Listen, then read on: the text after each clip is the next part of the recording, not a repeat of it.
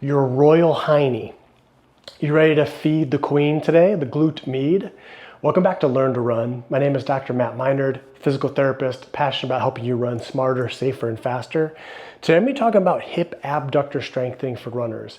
It's a super common thing that you've probably a lot of heard about. Maybe you're not clear about what exercises you can do or should do for it.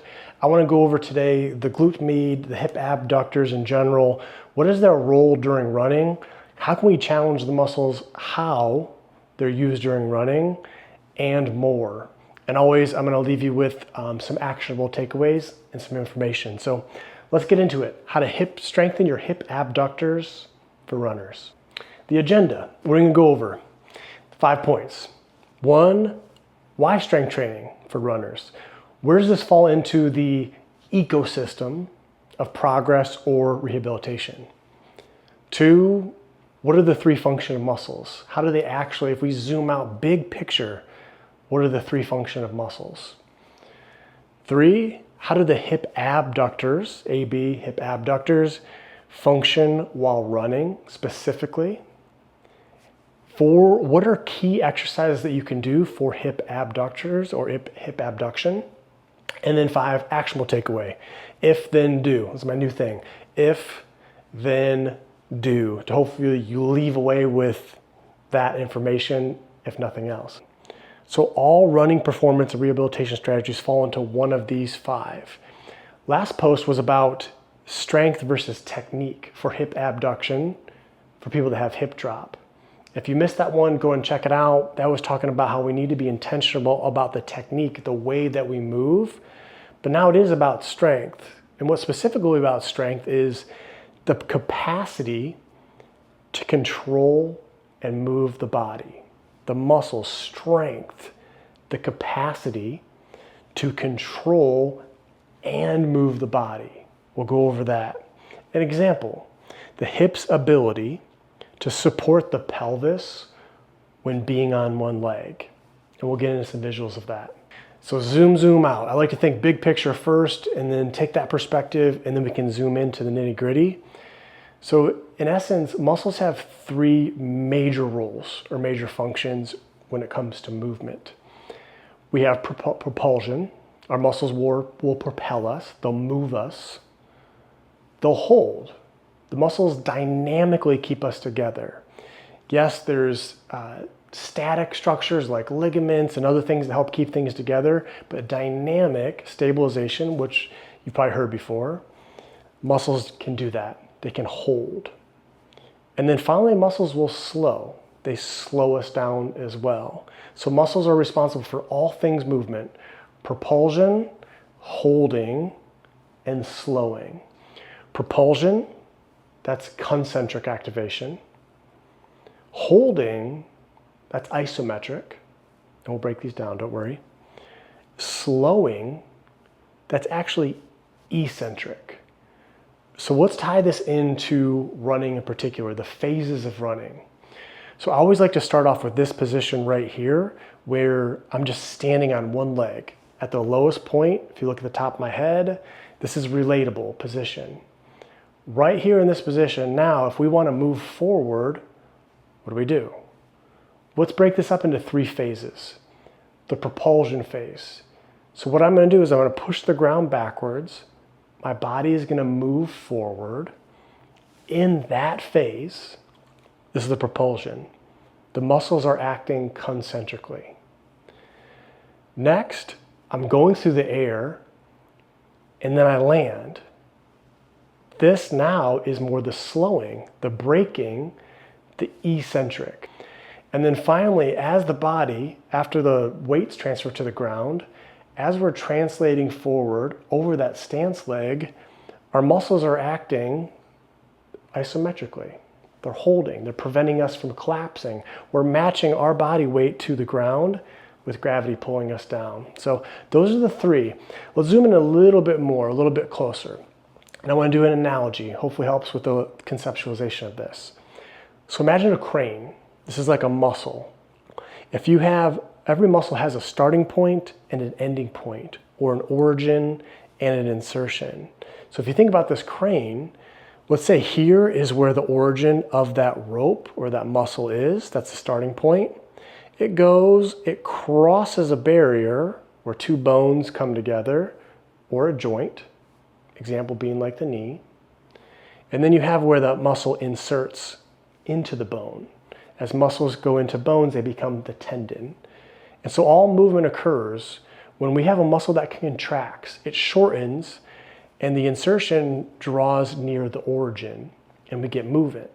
Depends on where that occurs in the body, what joints it crosses, what position I'm in relationship to gravity. We're going to get movement. So we're going to go over with thinking about this with this crane of this shortening, origin, insertion, and the joint. Let's apply that crane concept to what we talked about before, the three functions of the muscles and the three phases. So first, if I have that crane, it's grabbing the box on the ground, and then it's contracting, it's lifting it up. That rope, that muscle is shortening. That's similar to concentric activation, shortening. Next, what if we just have it hold there? A machine, you press hold, you're not doing anything, but the body's not like this. If I'm lifting something up and I'm holding it, gravity's still acting on it. I'm still having to fight and work to not let it drop. So isometrically is where we're going to get no particular movement of the muscle fibers, but it's still activated, it's still engaged. And then lengthening. If we lower that box back down to the ground, that's lengthening of the muscle, or eccentric. So example being, if we have the pelvis and the knee, we've got the hip joint, the knee joint, hamstrings, starting point, ending point. Every time it contracts, the insertion goes towards the origin. Makes sense. If the muscle's engaged but not actually moving, it's isometric. As we lower, the muscle doesn't just turn off. We're not letting gravity win.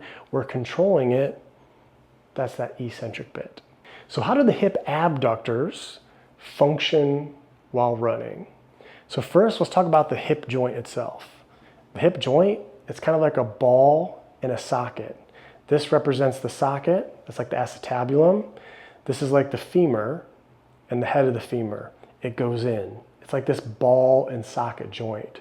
So the hip abductors, primarily the gluteus medius, when it contracts, when that muscle shortens, this happens if the leg's off of the ground. We call that concentric activation. As it's lowering, that's eccentric. But how often do we do this going out towards the side when we're running? Hopefully not very often, unless you're on trails or playing sports. But mainly with running forward, we're not doing that. So what does that leave? Isometric. When the foot is on the ground, what's preventing this from happening, this tilting down, is the glutes are acting, the gluteus medius, to keep the pelvis stable and the waist level. So open chain, foot off the ground, not a lot during running for the hip abductors, but closed chain when the foot's on the ground, preventing that drop. And that looks familiar, right, from the last post?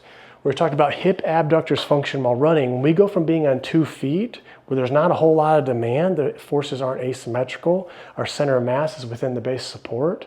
The moment we pick a foot up, we're only on one leg. Now what's preventing us from dropping and pulling towards the side? It's the glutes, the glute medius in particular. So this is why in running and with strength training, which we'll get into, to most closely match the demand, the way that the muscle functions while we run is in closed chain. So this is where the glute med comes in. Your hiney, your royal hiney, she's responsible for keeping the pelvis level. She's the glue. She keeps the kingdom together. You've got one on each side. If while I'm standing on, let's say this is a left leg, person's facing away, the moment that the right foot comes off the ground, if we see this falling towards the side or this tilting or this dropping, the problem is actually over there, right? So that's where we see that hip drop. So when we challenge being on one leg, and the leg, the side that we're challenging the glute med on, there's two queens. They get along well, opposite sides, a left kingdom and a right kingdom. It's the leg that's on the ground, that queen, that's challenged the most.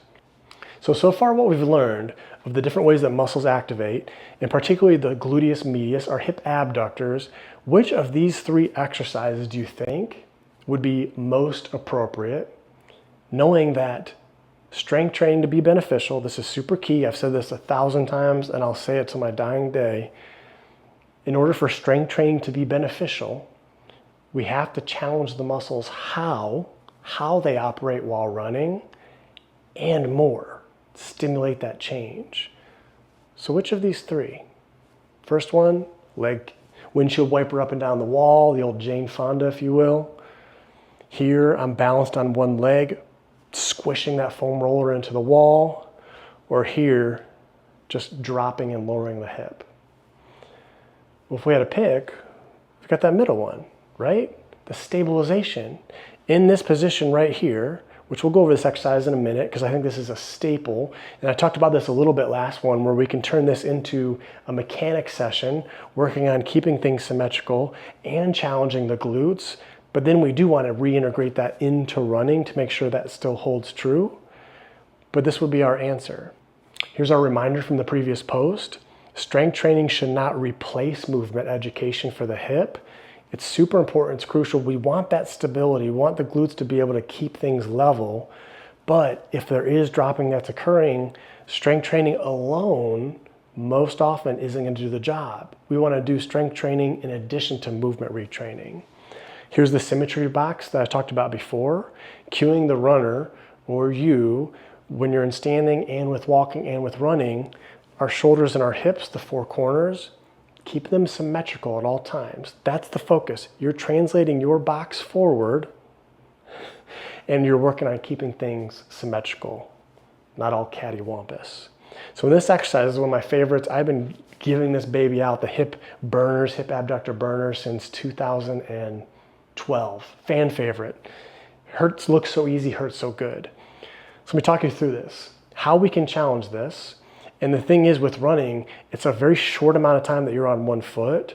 So even in this exercise where I'm having people hold for 3 seconds, that's a longer duration at one specific time that we're going to ask the glute med to help keep the pelvis stable.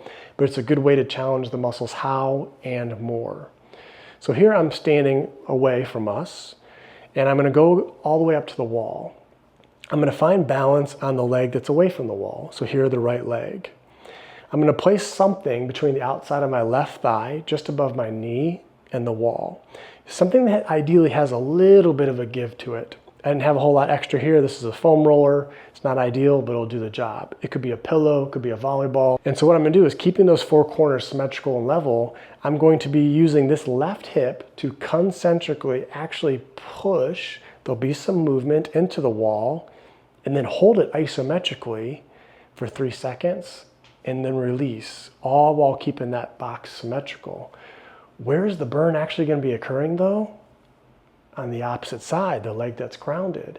So this is a fantastic, do this on both sides, 30-second hold for 30 reps. Take breaks as you need to challenge the glutes, the glute med, how and more than we use it during running. The next one, I love these because, believe it or not, I'm pretty lazy. I'm trying to do what's the least amount that I can do to have the maximum benefit, especially with strength training. Is there a way that we can incorporate with strength training multiple benefits, getting multiple different muscle groups with just one exercise? I want to present to you the amplifiers, amplification. There's a way that we can amplify and isolate the glutes, gluteus medius, while we're doing other exercises in particular. Let me show you what I mean by that. Let's go back to this example where I'm on one leg. How could we challenge this? How could we make the glute need to be stronger, bond firmer? What could we do to challenge that gravity pull? Since we can't make gravity change gravity, we can change our mass. By having weight just on one side, amplifying it, if I put a lamp here, what's going to happen? It's going to make that, challenge that even more. So when I'm doing exercises on one leg, if I have only one dumbbell, benefit from having two, just loading the body more, but to amplify, specifically amplify the gluteus medius more, having a weight on the opposite side, super important. If you have it on the same side, it's actually helping, it's actually assisting, it's making it easier for you. So having the weight on the opposite side away from the grounded leg, and then doing some single leg exercises. Here I'm doing a rocker, step forward, step back, work on keeping things level and symmetrical. And I'm kind of practicing that stance phase of stepping through and back, holding a dumbbell just on the opposite side. What else? So ways that we can do quads and glutes and hamstrings and calves is amplify the gluteus medius or the hip abductors by holding only one dumbbell with these three various exercises. So the first one is a reverse sliding lunge. So here, on all these, I have dumbbells on both sides. I don't have videos of me doing it just on one side of this particular, so that's the disclaimer. Make sure the dumbbell is on the opposite leg that you're challenging on that single leg. This first video, I'm doing a reverse slider, so I still have an extra point of contact on the ground. So this could be a good one to do first to ease into some of these other ones. But what I'm basically gonna do is work on lowering my body and raising my body up, using that stance leg, having the dumbbell on the opposite side. So here, if I'm standing on my right leg, the dumbbell would just be on my left side. I'm trying to control that forward descend, go all the way till my body is horizontal, not rounding out my spine, and using the leg that's in the air like a wheelbarrow to lift and control forward. Fantastic exercise to work different muscles in different ways, all that are beneficial for running. And the final one is single leg step up, especially to help with going up hills or down hills, amplifying the effects of the quads, the body as well, and the gluteus medius. If I'm stepping up here with my left leg, I want to have the dumbbell on the opposite, on the right side. And I'm working on controlling my body, ascending up, descending down. There I'm leaning forward just to load all my weight to take the momentum out, to truly challenge the hip abductors and hip extensors as well. So here's the takeaway. Here's the actionable takeaway. If, then do. If the hip abductors are responsible for supporting the pelvis on one leg, then we must ensure they have adequate strength and endurance. Strength, enough to be able to support and maintain the pelvis when on one leg, and endurance for longer periods of times. Strength, the ability to keep the pelvis level, endurance over the long haul. If, then do. Standing single leg exercises. Let's not make it more complicated than it needs to be. Practice spending time being on one leg. If most of your day you're at a desk and you're not really spending any time just on one leg, and then we're running, that's where we can get into trouble sometimes. So being intentional. It could be doing some yoga. It doesn't have to be anything crazy, just getting used to handling your body, controlling your body, being on one leg. If, then do. If you're looking for a little bit more specific help, the Learn to Run Club, which I have an offer going on, you get a free one-on-one video analysis where you video, we go over it together, and I point you into the program, what would be beneficial for you. But I have a strength library, mobility library with over 60 exercises that I go over all these exercises individually, specifically, not only how to do them, but when should you do them in the training plans, and have tests to do, give you baseline of where are you at, so we can see progress with time. So hope that was helpful. Let me know if you have any questions down below, and I'll see you next time.